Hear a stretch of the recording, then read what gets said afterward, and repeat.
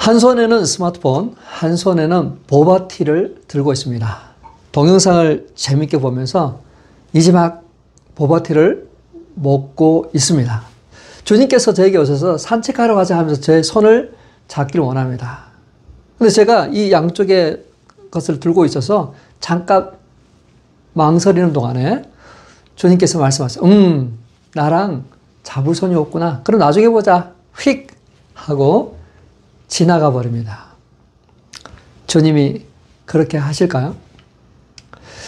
하나님이 주시는 미래로 나아가려면 우리가 잡고 있는, 쥐고 있는 것을 내려놓아야 됩니다. 몸을 가볍게 해야 되죠. 과거를 정리해야 되죠. 짐을 내려놓아야 됩니다. 내가 꽉 붙잡고 의지하고 있는 것을 내려놔야 합니다. 만약 해결하지 않고 나아가다가는 언젠가는 이 감정과 이 상처와 이것 때문에 붙잡힐 때가 있죠. 제자들의 마음속에 슬픔이 있습니다. 아픔이 있습니다. 그들은 도망갔고요. 배신했습니다. 부인했습니다. 예수님은 십자가에 달려 죽으셨죠. 자, 제자들은 예수님을 주님으로 믿고 따랐습니다. 깊은 유대감을 쌓았어요. 예수님은 그들에게 희망이고 구원입니다. 삶의 중심이죠. 근데 그분께서 돌아가시니까 삶이 통째로 흔들리는 거예요. 미래에 대한 불확실, 혼란. 그들에게 일어나는 많은 일들을 다 설명하지 못하고 마음속에 묻어 있습니다. 그것을 말할 때, 나눌 때 치유를 위한 과정은 시작됩니다. 고통에 대해서 이야기할 모임을 찾아서 그것을 인정하십시오. 우리는 때때로 고통을 무시합니다. 시간이 지나면 해결될 것이다, 사라질 것이다 라고 생각합니다. 그러나 그렇지 않아요. 과거를 해결하지 않으면 남아 있습니다. 반복될 위험이 있어요. 제자들은 부정적인 감정에 사로잡혔습니다. 박해와 죽음에 대한 두려움에 사로잡혔습니다. 자신들도 예수님과 같이 비슷한 운명을 맞이할까 봐 두려워합니다. 그들에게 부활하신 주님은 찾아오셨어요. 그들에게 평안을 주시고 그들에게 다시 진리의 말씀을 붙들도록 하셨습니다. 베드로를 치유, 회복시켜 주셨어요. 수치와 부끄러움을 제거해 주셨습니다. 제자들은 변화를 가져옵니다. 예수님과의 만남 후에 그들은 변화되었습니다. 그들은 성령의 충만함, 성령을 받기 위해서 120명이 모여서 기도하고 있을 때 베드로가 그들 가운데 일어나서 이야기를 합니다. 사도행전 1장 16절, 17절입니다. 형제자매 여러분, 예수를 잡아간 사람들의 앞잡이가 된 유다에 관하여 성령이 다윗의 입을 빌려 미리 말씀하신 그 성경 말씀이 마땅히 이루어져야만 하였습니다. 그는 우리 가운데 한 사람으로서 이 직무의 한 몫을 맡았습니다. 베드로가 말합니다. 유다는 우리 중 한 사람이었습니다. 마침내 시작된 대화는 더 이상 어떤 근기어, 어떤 꺼내지 못하는 어떤 그런 것들이 아니라 치유와 회복을 위한 어떤 과정이죠. 유다는 예수님을 배신했어요. 그리고 스스로 목숨을 끊었습니다. 3년 동안 함께 했던 그 친구가 죽었습니다. 아무도 그것에 대해서 이야기를 하지 않았어요. 그때 베드로가 드디어 말을 꺼냈습니다. 시작했어요. 왜 그랬을까요? 왜 우리는 이러한 그 마음을 쉽게 나누지 못하고 있을까? 사람들은 누구나 다 완벽한 모습을 보이고 싶어 합니다. 그리고 누군가에게도 그러한 것을 기대합니다. 완벽한 모습을 기대합니다. 하나님 같기를 원합니다. 완벽한 모습이 아니기 때문에 실망하고 낙심하고 고통합니다. 그러나 우리 모두는 다 연약하고 실수를 하죠. 그러한 것들을 인정하고 나눌 때 그러한 고백은 치유의 과정을 향해서 나가게 되는 거죠. 지난날의 상처를 꺼내고 연약함을 꺼내고 누군가에게 말함으로써 마음의 상처가 치유돼요. 그 과정을 통해서 치유가 일어납니다. 그리고 그러한 그 과정을 통해서 그것을 바로 해석할 수가 있어요. 유다의 배신과 죽음은 사람들은 예측하지 못했지만 예수님은 아셨잖아요. 오래전에 기록된 시편 말씀을 통해서도 그러한 것들이 나옵니다. 길잡이가 되어서 예수를 팔 거다.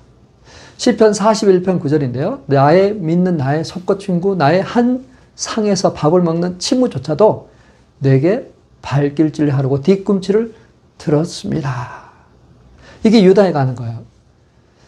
자, 상처라는 거는 한쪽 사이드의 정보와 느낌만 알기 때문에 생기는 경우가 많습니다.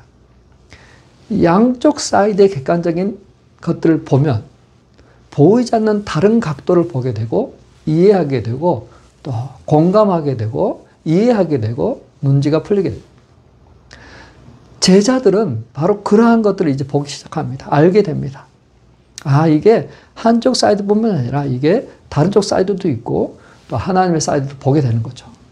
제자들은 예루살렘을 떠나지 않았어요. 성령의 오심을 적극적으로 기다렸어요. 함께 모였습니다. 그들은 약속하신 성령을 받기 위해서 간절히 기도했어요. 하나님께서 다음 단계에 부어주실 것들을 기도하고 있었을 때 성령님께서 그들의 그 문제를 끄집어냈어요. 말하지 않고 침묵하고 있는 그 유다에 대해서 이야기를 하게 합니다. 공감하게 하고 나누게 하셨어요. 이러한 말이 처음에는 불편할 수 있어요. 그렇지만 우리가 모이기를 힘쓸 때 그 모임을 빠지지 않고 나갔을 때 점점점 편해집니다. 자신의 고통을 나눌 수 있어져요. 어떨 때 나가기 싫지만 컨디션이 좋지 않지만 우울하지만 그럼에도 불구하고 그 모임을 규칙으로 나가셨을 때 하나님이 일을 하세요. 제자들은 성령을 받기 위해서 다락방에 함께 모였습니다. 사도행전 1장 14절입니다. 이들은 모두 여자들과 예수의 어머니 마리아와 예수님의 동생들과 함께 한 마음으로 기도에 힘썼다. 마음을 같이 하여. 그리스도 단어는 하나의 마음과 하나의 목적, 함께 하는 것을 강력하게 표현하는 단어입니다. 이 단어는 목적이 있고 강력한 단결과 유대를 나타냅니다. 이 단어가 신약 성경에서 11번 사용되는데 10번이 사도행전에 썼어요. 한 마음, 한 입. 함께 모여서 기도하고 격려할 때 새 힘을 공급받습니다. 자, 근데 이와는 대조적으로 유다는 공동체를 떠났어요. 스스로 고립시켰습니다. 고립되다 보니까 유혹에 빠졌어요. 예수님을 죽이려는 음모자들과 접촉하게 돼요. 사람들로부터 떠나 있을 때, 고립되어 있었을 때 사단은 유혹합니다. 고립될 때, 스스로 고립할 때 친구를 잃어버릴 수 있어요. 그러므로 힘들고 어려울수록 공동체와 함께 해야 돼요.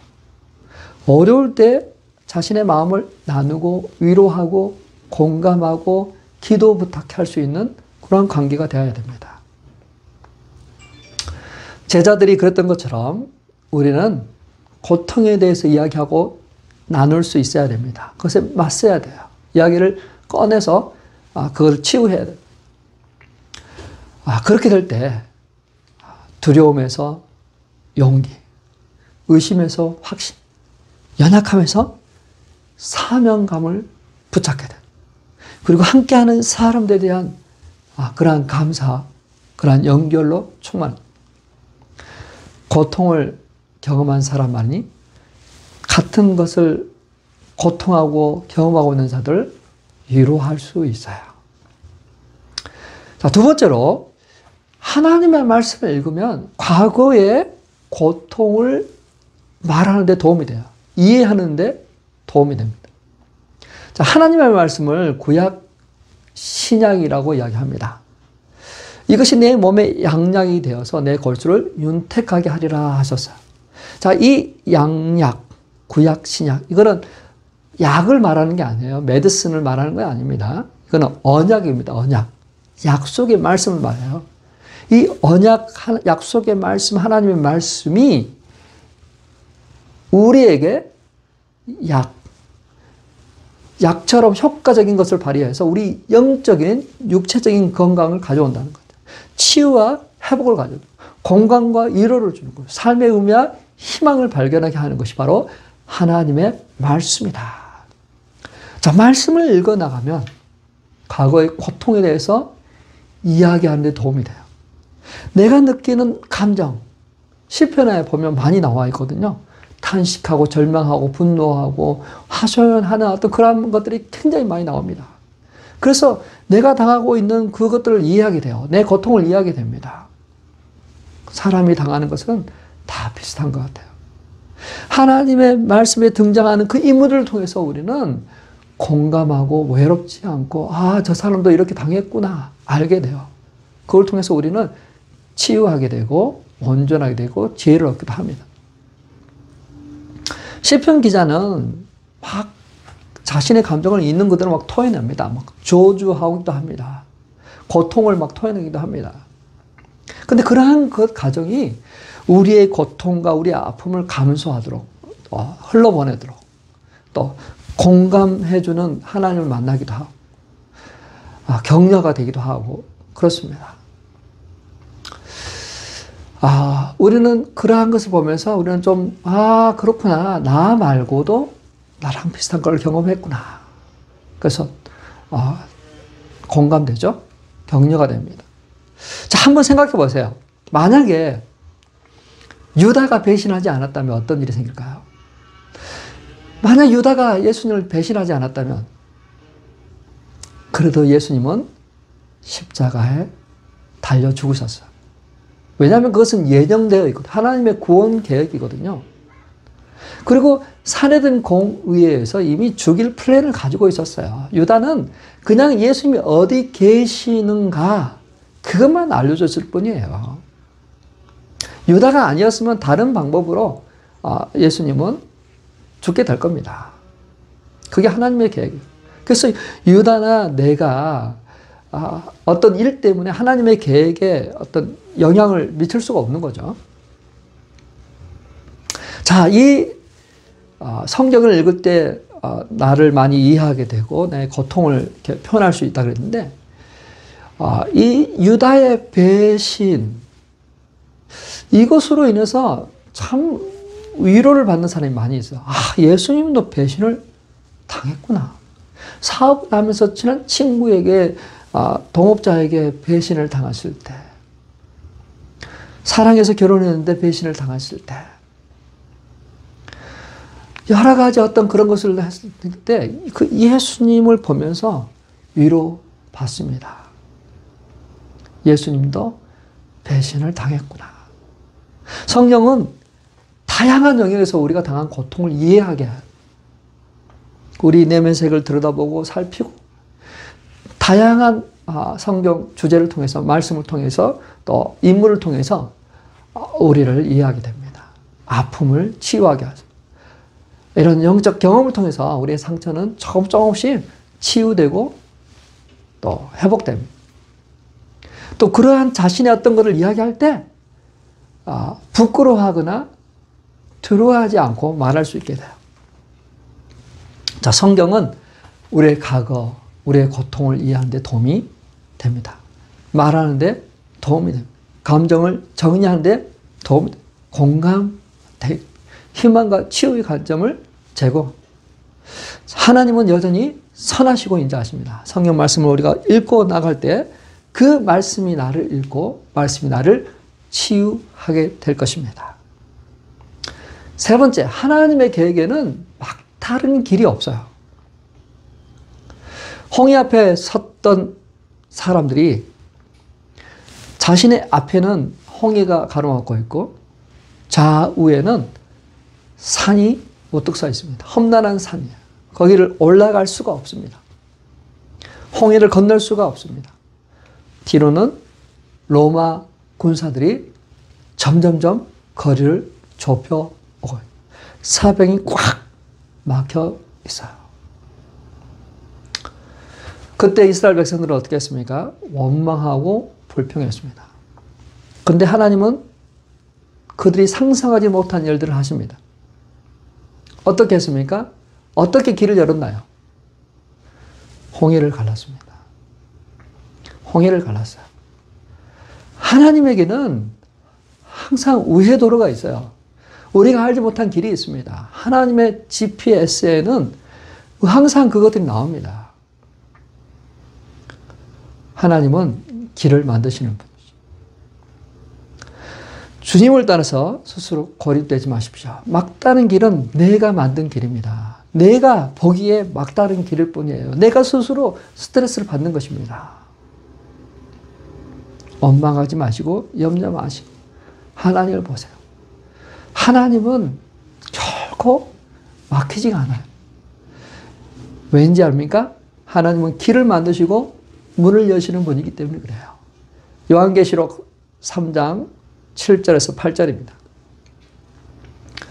빌라델비아 교회의 심부름꾼에게 이렇게 써보내라. 거룩하신 분, 참되신 분, 다윗의 열쇠를 가지고 계신 분. 여시면 닫을 사람이 없고 닫으시면 열 사람이 없는 그분이 말씀하신다. 나는 내 행위를 안다. 보아라. 내가 내 앞에 문을 하나 열어두었는데 아무도 그것을 닫을 사람이 없다. 내가 힘은 적으나 내 말을 지키면 내 이름을 모른다고 하지 않았다. 자, 그분은 길을 만드시고 문을 여시는 분이시다. 용기를 가지고 앞으로 나아가십시오. 멀리서 보면 닫혀 있는 것처럼 보이죠. 그러나 가까이 가야 열리는 문이세요. 그 문은 자동 문이죠.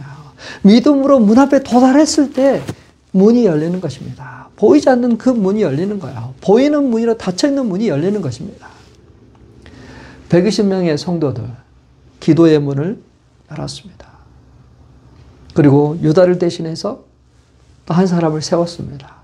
그들은 고통과 상처, 좌절 있음에도 불구하고 한 발짝 앞으로 나아가고 있어요. 그렇다고 그들이 완전히 치유됐다는 건 아닙니다. 여전히 고통할 수도 있고 연약함이 있을 수 있어요. 그러나 그들은 지금 진행하고 있다는 거예요. 베드로는 그들 앞에 있었어요. 그 예수님을 배신하고 수치스럽고 부끄러운 감정 때문에 도저히 그 자리에 설 수 있을까 고민했던 사람이지만 그는 그 많은 사람들 앞에 서서 담대하게 은혜의 복음을 선포하고 있습니다. 사랑하는 성도 여러분, 우리를 향한 하나님의 계획은 절대로 막다른 골목으로 인도하지 않으세요. 막다른 길에서 우리가 좌절하도록 하지 않습니다. 새로운 길을 여셔요. 그분은 홍해를 가르셨어요. 여리고를 무너뜨렸습니다. 감옥의 문을 여셨습니다. 하나님 아버지를 믿으시길 바랍니다. 믿으십시오. 나를 도와주실 것입니다. 나의 미래를 여실 것입니다. 영화에 등장하는 인물들이 있죠. 주연과 조연이 있습니다. 주연과 조연의 차이점은 여러 가지가 있고, 대사의 분량도 있겠지만, 이거예요. 주인공은 절대로 죽지 않습니다. 문제가 해결됩니다. 총알이 핏발쳐도 죽지 않아요. 거의 다 실패해서도 반전이 있어요. 이게 주인공입니다. 자, 우리 인생 가운데 주인공은 누구예요? 하나님이 나를 주인공으로 세우셨어요. 나에게 이 결말은 뭐냐면 결국은 잘 되는 겁니다. 주인공이 잘 되는 거예요. 성공하는 거예요. 길이 보이지 않아도 두려워도 상처가 있어도 그럼에도 불구하고 하나님께서는 그걸 치유하시고 우리를 이끌어 가세요. 왜? 예수 그리스도를 죽기까지 나를 사랑하시니까, 나를 구원하셨으니까 그렇게 하실 거라는 거예요. 그리고 보혜사 성령님, 우리의 보증 되시는 성령님을 보내셔서 나를 이끄시는 분께서 우리를 성공시키실 거야. 자, 예수님이 부활하시고 승천하셨습니다. 어디로 가셨어요? 어번 프레이 타고 북쪽으로 쭉 올라가셨나요? 어느 길로 갔었습니까? 하늘길로 갔어요. 하늘길로 가시고 또 오실 때도 하늘길로 오십니다. 하늘의 길은 막히지 않았어요. 사방은 다 막혀도 하늘의 길은 열려 있습니다. 언제든지. 그래서 하늘길을 여는 것이 바로 기도이고 믿음이에요. 믿음의 기도는 병든 자를 고칩니다. 하나님의 길은 막히지 않았습니다. 우리의 과거, 우리의 상처, 우리의 아픔은 예수 그리스도 안에서 치유되고 회복되고 나음을, 그리고 그래서 우리의 주어진 그 미래를 향해서 나아가는, 하나님이 하실 일들을 기대하면서 나아가는 것. 성령이 임하시다.